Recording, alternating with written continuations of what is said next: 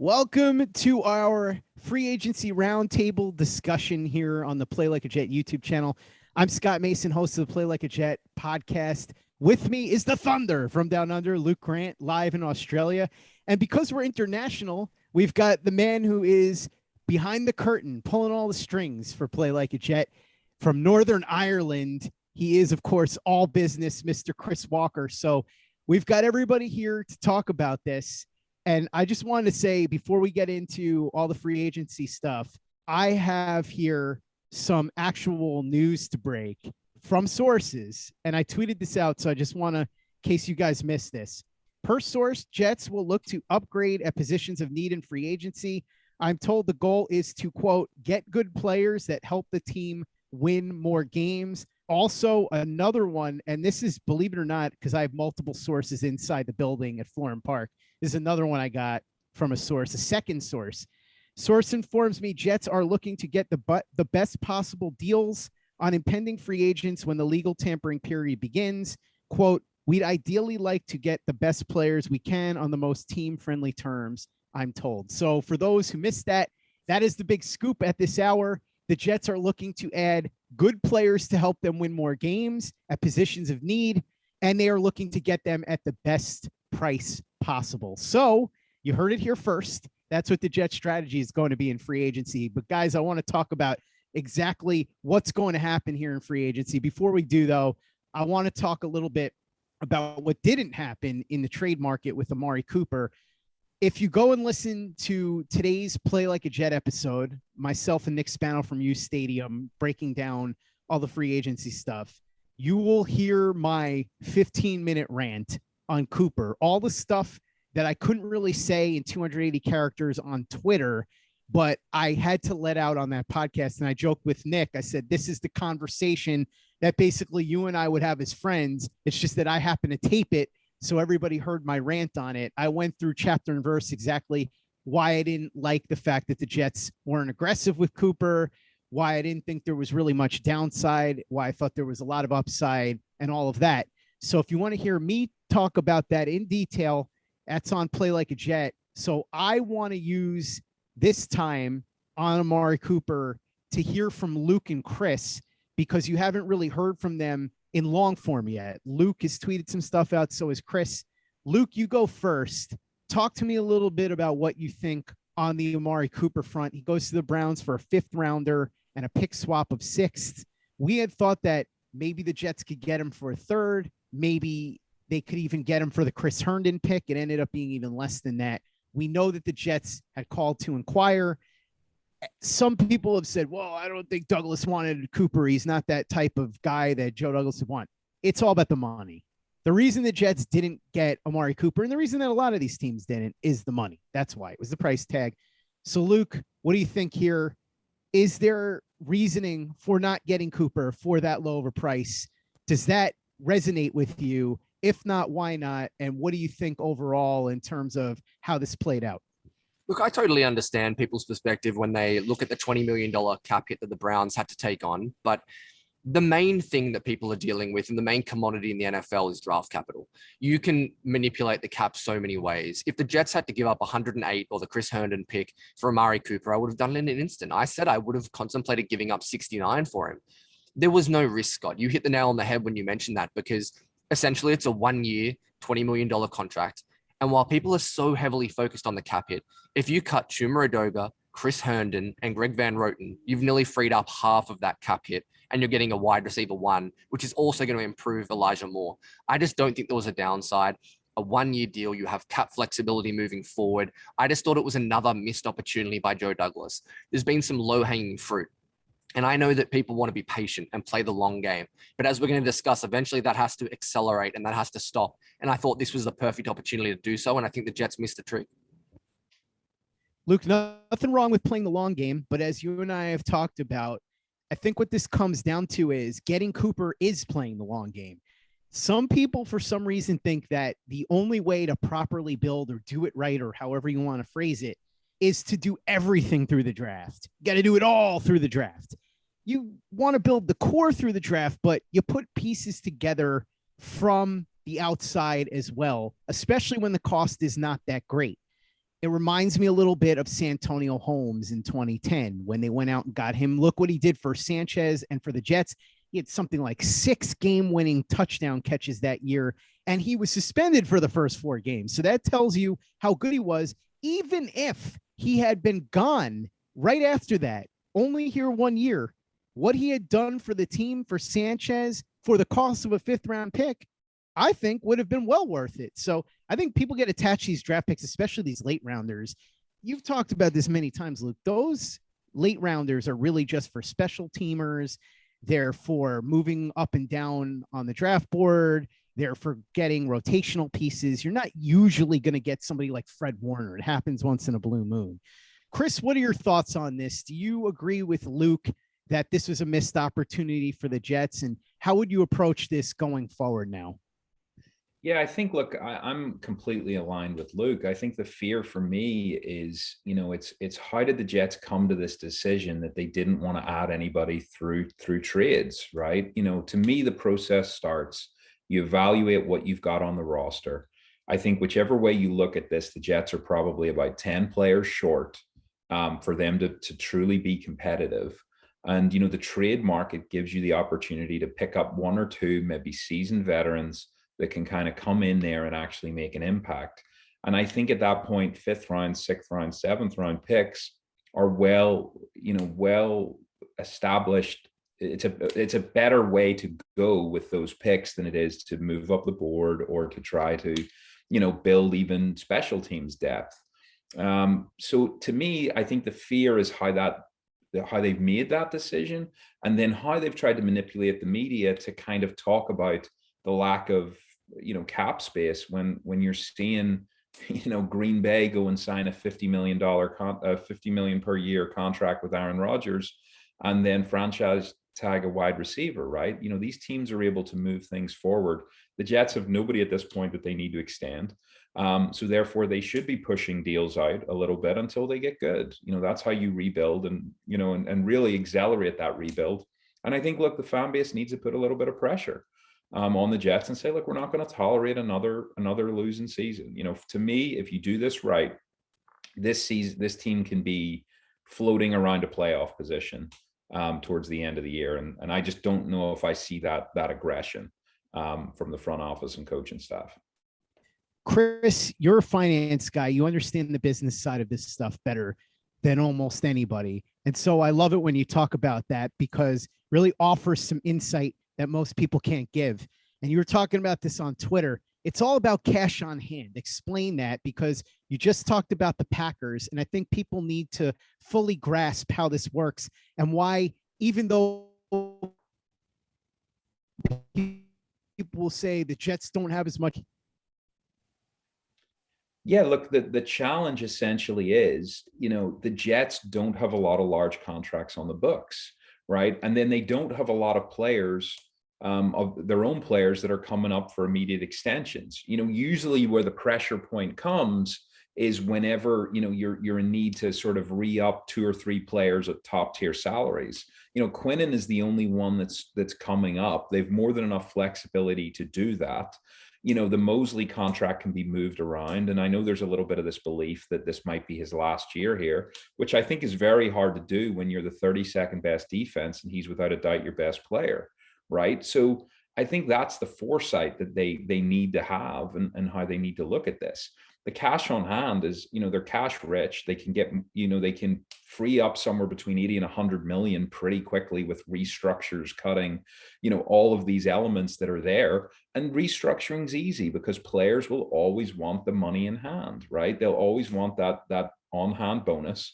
And they also like having the security of stretching it out a little bit, right? So we have no dead money at this point. I think it's like 2 million, so the cleanup has occurred from the Maccagnan era.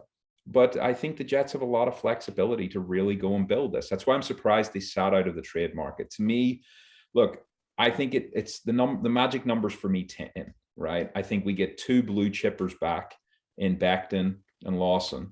I would have liked to have picked up 2 guys in late round trades, use a couple of 5th round picks. Cooper, absolutely. And maybe look for a seasoned safety that we could have picked up and added. Because we've really got 2 holes at safety coming up. Luke, we've talked quite a bit about the Jets needing an established number one type receiver. Doesn't have to be Mike Evans or somebody like that. Let's be realistic. Cooper would have fit the bill here.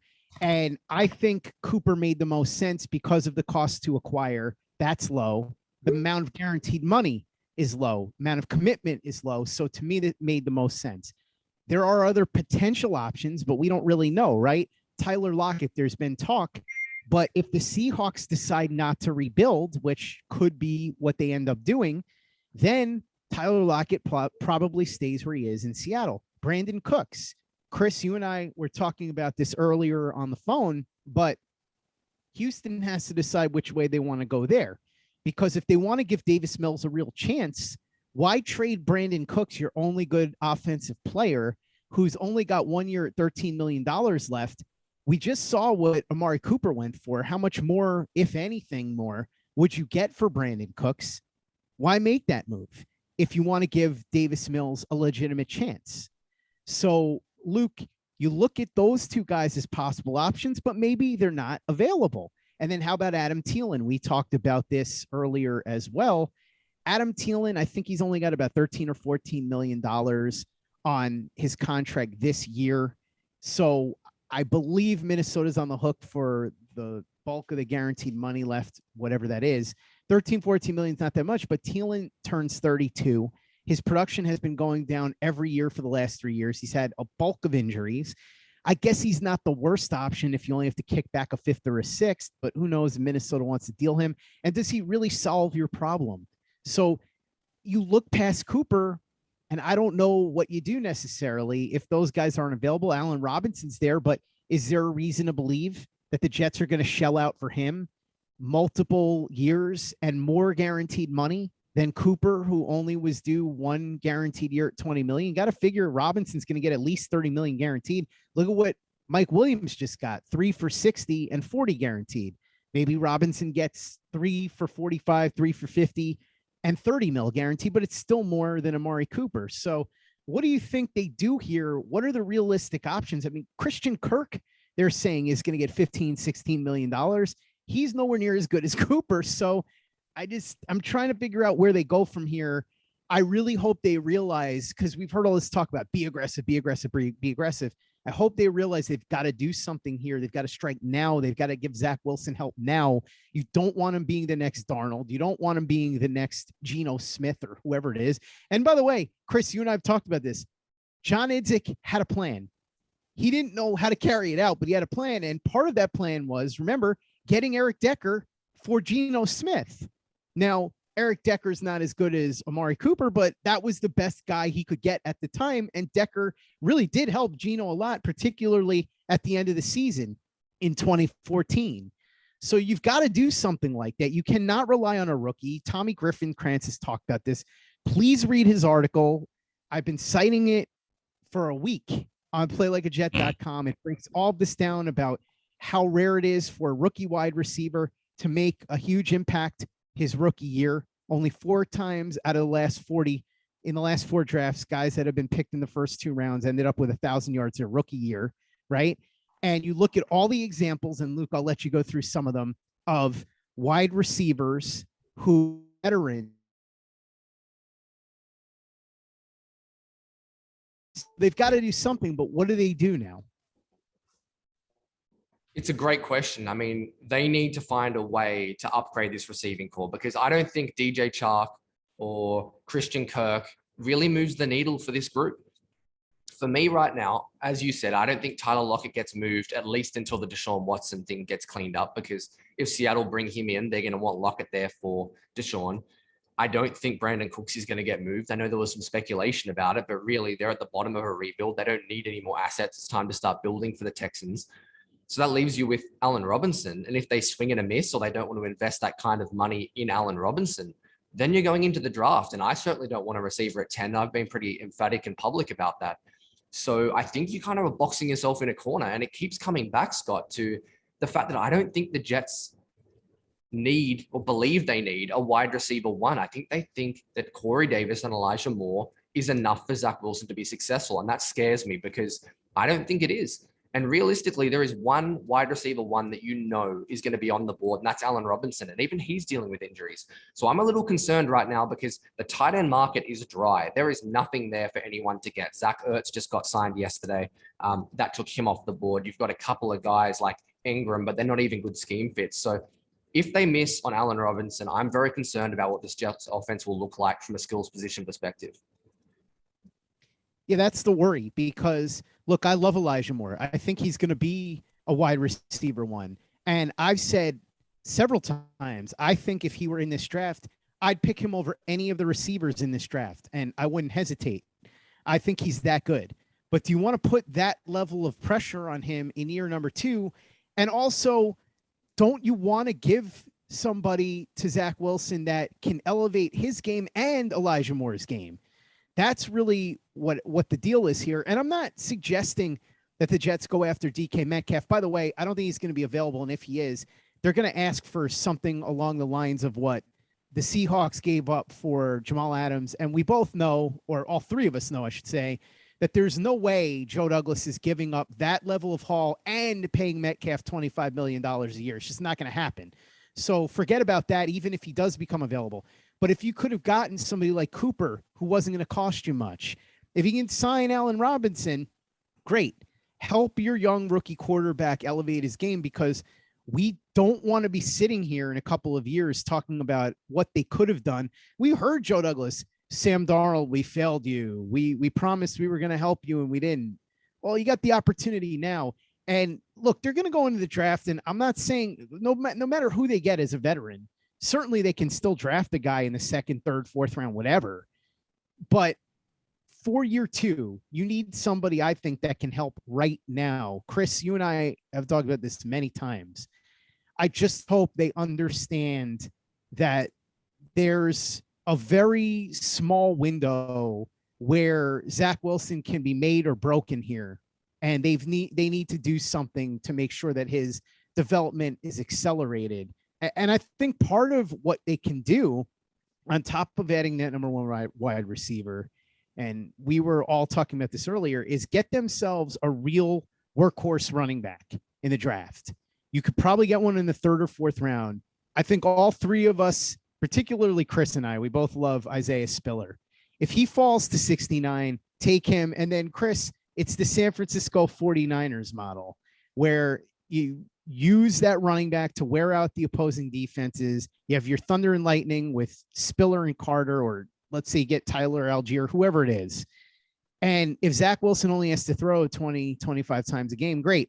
And that makes it even better if you've got that number 1 wide receiver, because now it gives him so many more options. When he does have to throw, it throws off defenses.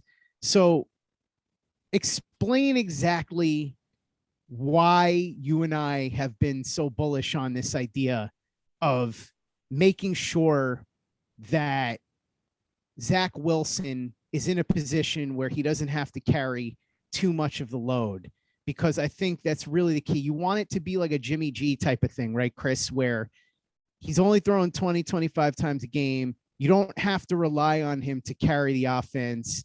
It's a balanced attack. And then slowly but surely, like Russell Wilson in Seattle, you let him do more and more. Ben Roethlisberger in Pittsburgh, same thing, until you get to the point where hopefully he breaks through and becomes one of the top quarterbacks in the league.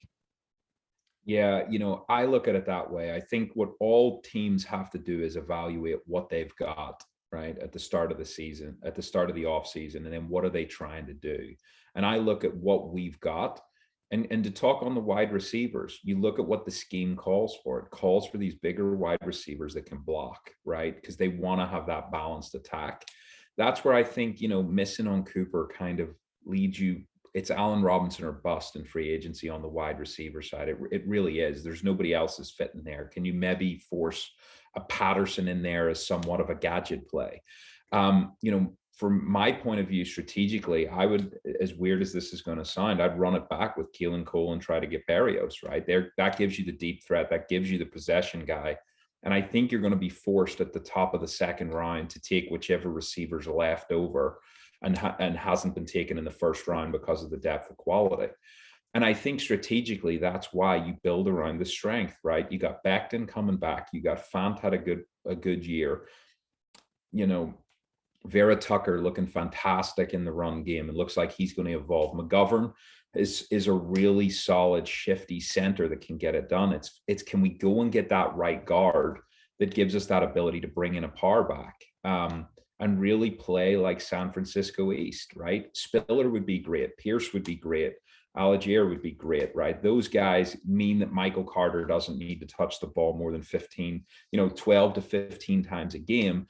And Zach can throw the ball in that sort of 15 to 25 range with a lot more open plays. Zach is perfectly designed for this at this point because he can make the deep throws that most players can't, that'll keep those teams honest, particularly if you have a Cole or someone like that that's speedy and can break away and shows that a couple of times. We saw it in the Carolina game very early, right? The guys got deep, Moore and Cole got deep, and it put Carolina on the back foot. So when we started to make that surge in the second half, they started to believe that, look, we've got to, defend this kid deep, and they couldn't really do it. So to me, that's the formula for the Jets offense. I'm not as worried about the Jets as some other people are, right? Look, we put too much on Sanchez in 2011. That's why it fell apart. We put too much on Darnold coming out of his 2018 season. Let's take it off Zach and say, listen, 2022, we want you to game manage. We're going to run the ball the majority of the time. Go and get yourself a 75% completion percentage, a 2-touchdown, 220-yard game because you did what you had to do when the opportunities were there, and just keep moving the sticks. So I think that's the formula for the offense based around what we've got. We should be excited. We've got Becton coming back. But, like we're saying, we've boxed ourselves in where we've got one shot of filling that wide receiver gap in free agency. We're going to have plenty of discussions leading into the draft, but before we do, free agency is upon us. It's going to be here any minute, literally any minute. So let's talk about that before we run and talk about our specific strategies. We know what the Jets haven't done yet. What are they going to do in free agency is the question. What should they do? So you've got holes in a lot of different areas, and they're going to have to be filled with a combination of signings and draft picks. Some positions are going to be a lot easier to fill in free agency, and some are going to be a lot easier to fill in the draft. I think generally what happens is the premium spots are easier to fill in the draft, and the non-premium positions are much easier to fill in free agency because guys shake loose that are pretty good. So if you look at interior offensive line, there's actually some pretty good players available. James Daniels from Chicago, who's only 24 years old, is a good example. Ryan Jensen, who's a little older, but still a really good center, is going to be available. With the news that Tom Brady's back, maybe he stays in Tampa, who knows? But there's been some noise that the Jets might like him. We talked about wide receiver extensively, obviously. The Jets need to do something at tight end. I don't think they're going to be able to get a difference-making tight end. Like you said, Luke, I think that's going to be something they have to do in the draft, but they could get a tight end 2 here. There's a couple of different options that they could look at. You look at the other side of the ball on defense, and obviously they need corner, they need safety, they need linebacker, they need edge rusher. I don't know that they're going to fill the edge rusher hole in free agency. They already paid Carl Lawson, and they're picking 4 and 10 in a really deep edge rusher class. Corner, are they going to be able to pay J.C. Jackson or Carlton Davis? Do they want to? If not, we know that there are several blue chip corner prospects that they could look at 4 and 10. Safety, there are some pretty good players here. Everybody talks about Marcus Williams, but there's guys like Quandre Diggs. There's some pretty good second tier safeties that you can get that could come in and start and play at a decent level. I'm not saying you're getting superstars, but it's safety. If you can get guys that can play at a reasonable level, that can work if you have good players in other spots. Linebacker, Mosley's still there, but they don't really have any entrenched starters beyond that because you've got a guy like Quincy Williams who's better than you expected. He turned out to be a nice find. I don't really think he should be starting. He's got a lot of holes in his game. I know he made a lot of tackles, but people a lot of times confuse that for high quality level of play. He over pursues a lot. There's a lot of things that he needs to clean up. Not sure that I want him starting. So they've got to do stuff there. Obviously, the draft is where you can get some of these guys too in the mid rounds and such. And they've got players like Jamie and Sherwood and Hamza Nasruddin coming back, and they might be able to compete for some spots too. Luke, what would your strategy be heading into free agency? What would you be looking to do here to set the Jets up for the draft? I think there's two avenues realistically the Jets can take. And the first one for me would be you fill the non-premium positions like you mentioned. Interior offensive line, Tomlinson, Scherf, Daniels. There's a ton of guys that I really like at those positions. And that right guard spot is a huge need. If you want to put Jensen in and upgrade for $2 or $3 million over Connor McGovern, that's an option too. You talked about tight end. There's still some role players there. The kid out of Cincinnati, if he shakes free, maybe you get an OJ Howard or a Hertz shakes free as well. Then you look at the other positions, linebacker you already touched on. That's one way to do it because you don't want to be spending high draft capital on safeties, linebackers, tight ends. So that makes sense for me. But then also you could get that wide receiver or that cornerback one, and that alleviates so much pressure in the draft. If you don't like Sauce Gardner for whatever reason, you don't have to get pigeonholed into taking a corner. You don't need to feel pressured to take a wide receiver at 10 or 35 because you get Allen Robinson. So if they miss on pretty much Davis and Robinson at the corner and the wide receiver positions respectively, I think they hit the non-premium positions. They target those, they get value, they spend money there and leave their draft assets for valuable blue chip spots. Chris, I think that makes a lot of sense. And we sort of talked about this a little bit in passing earlier on, but that approach really to me is how you got to handle free agency, because what you do is you fill the holes that you can, particularly I think the non-premium positions. I think you're gonna have a lot of trouble filling the premium spots. And then you go into the draft and hopefully you're not desperate. You don't feel the need to, like you said, Luke, pigeonhole yourself into anything. What would you be looking to do here? Any players specifically that you think the Jets should be targeting once the legal tampering period begins any moment now? Yeah, I'm looking at it similar way to look as Luke is looking at it, but I'm kind of taking it from a slightly different perspective. As I said, I feel good about the offense, right? So I think what you're looking at is the offense needs to add, to me, it's a power back. It's another wide receiver that can ultimately either be the 1B or can beat as one. And it's the tight end, right? Plus the right guard. I agree with Luke. Let's go get that right guard here, right? Is it Jensen, and do you slide McGovern and restructure him? Is it Tomlinson? I think that would be the ideal player that we should try to get. You take the risk with James Daniels. I think we want to re-sign a couple of guys, that we have for depth. That's the big problem, and that's where we need to focus a little bit in free agency, re-signing for depth, because we failed and had so many bad drafts of the McCagnon era. That's where we overpay, and that's where we traditionally lose money. To me, the focus, though, has to be defense, both in the draft and in free agency, because look, we're the 32nd ranked defense and we were beat every which way. We were beaten by teams that wanted to move the sticks. We were beaten by teams that wanted to throw the ball deep, and we were beaten by teams that wanted to run on us. So I'd be looking to see, can we, I don't think we're going to get the cornerback. I think Marcus Williams is the premier player for us to go at, get him at safety to kind of shell that up, try to get another safety as well that can kind of back him up and do something there. I'd also look a lot at inside defensive line. I know Luke has some ideas there as to who could be some good players, because I think if we can get stout against the run and have Quinnen with Lawson coming back, to me the draft sets up that you've got to either go Gardner at 4 and maybe JJ or Walker at 10, or is it Thibodeau or Walker at 4 and maybe McDuffie at 10? I think you've boxed yourself in that has to be the approach.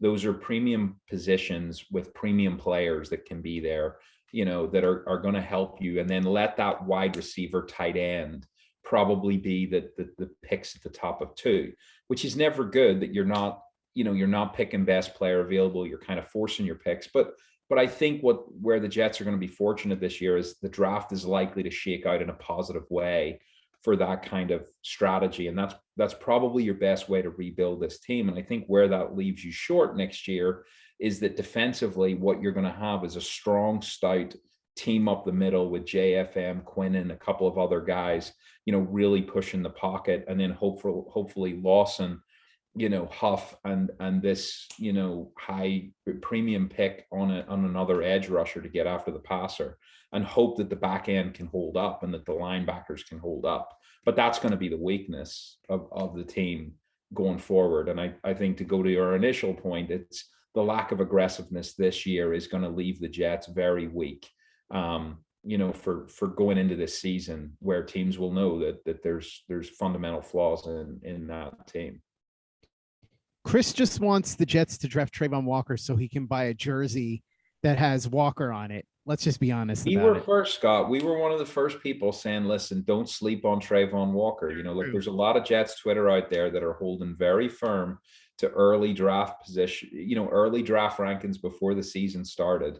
And a lot of guys don't want to look at the traits, right? How can you pass on a guy that's 275 pounds with, arms like tree trunks, and that can hold up well against the run and has all that talent in the world? That's, historically guys like him turn into, when they work, they turn into a Suggs or something like that. So, I think he's a realistic option for us. And Jets fans should definitely get familiar. Little inside baseball, by the way. I remember I get a phone call from Chris. I think he was on his way to a 15-hour drive. So he calls me, he goes, dude, I've been listening to literally every single draft podcast I can get my hands on. Trayvon Walker is going to go in the top 5. I'm like, what are you talking to me? He goes, dude, I'm telling you. And he starts telling me, Daniel Jeremiah and Bucky Brooks were talking about how they heard all these teams and they love Trayvon Walker and all this. This is before the combine. So I tweeted out with eyeball emojis, Daniel Jeremiah saying that half the people he's talked to like Trayvon Walker over Kayvon Thibodeau.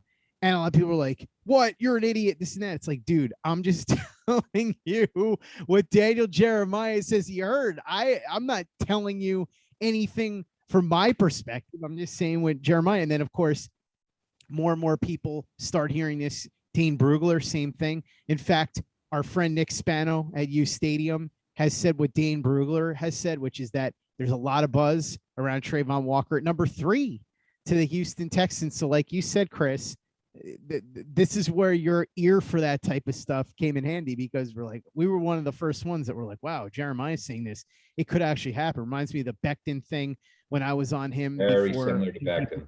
That. Yeah, 100%. Now let's hope he makes me look good this year. I don't know. So far, the things are not looking great because of how well Wirfs has played and Becton's been hurt, but I have confidence that he's going to come back and play well this year. And then we were talking about this too. I was early on JC Horn. You and I were both early on Ahmad Gardner. I was talking him up as cornerback 1 well before anybody else was, before that Cincinnati, Alabama game, in fact. So this is where things get fluid, and we'll see. But I think it's really interesting how everything that happens in free agency plays into what the Jets strategy is going to be in the draft. And what happens the next couple of days is going to shape a lot of the Jets plans in April. It's going to be fascinating to watch. Gentlemen, I want closing comments from both of you. If this were a trial, this would be your closing statement, your final argument. Luke, I'll start with you. Anything that you want to say in terms of what's going on with free agency, the Jets in general, heading into the draft? Close this out with your final thoughts.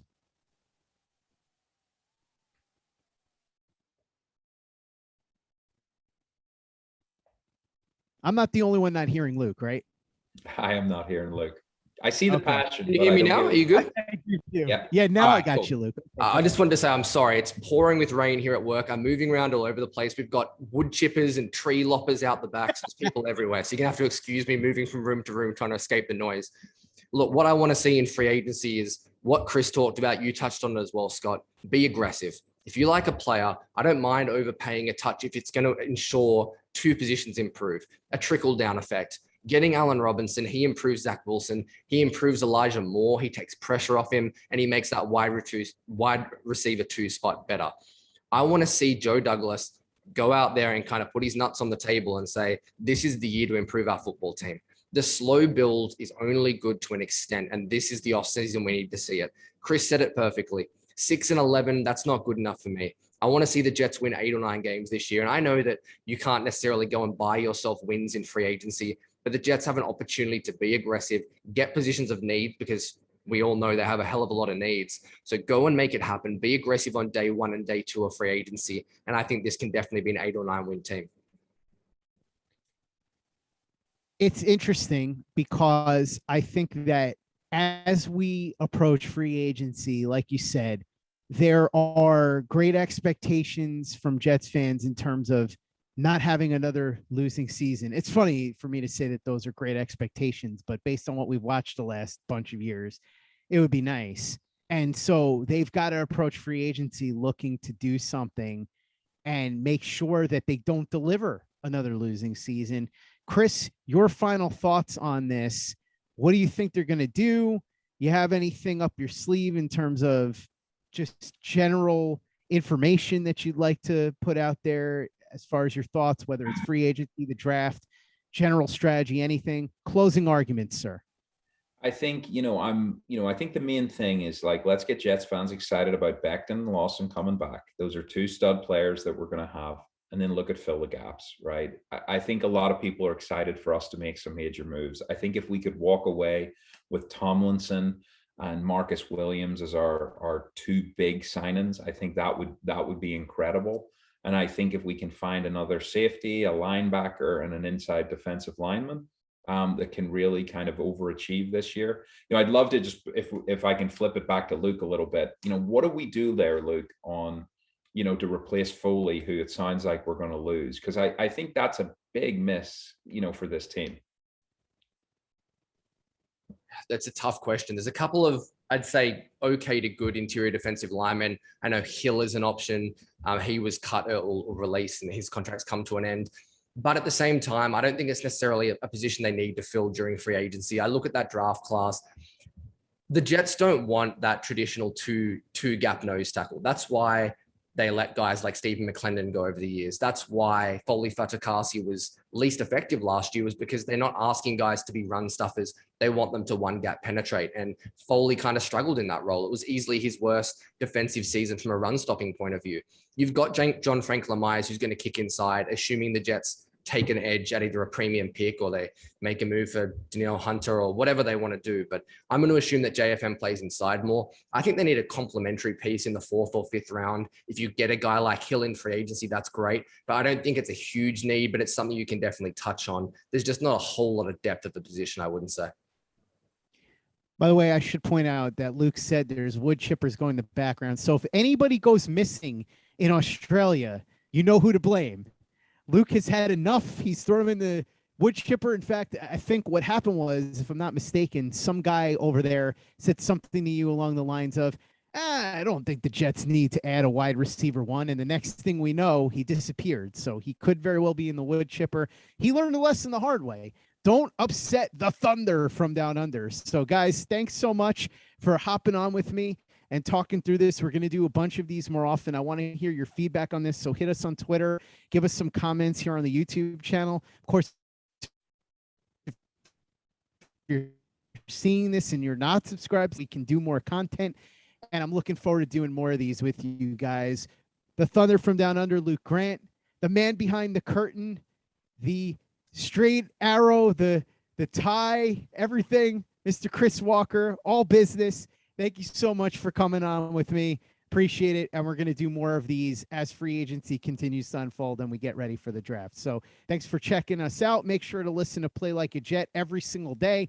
Yes, that's why I am slowly losing my mind. 7 days a week of Jets talk and now video chats too. So thank you so much for joining again. Like, subscribe, and we will see you again very soon.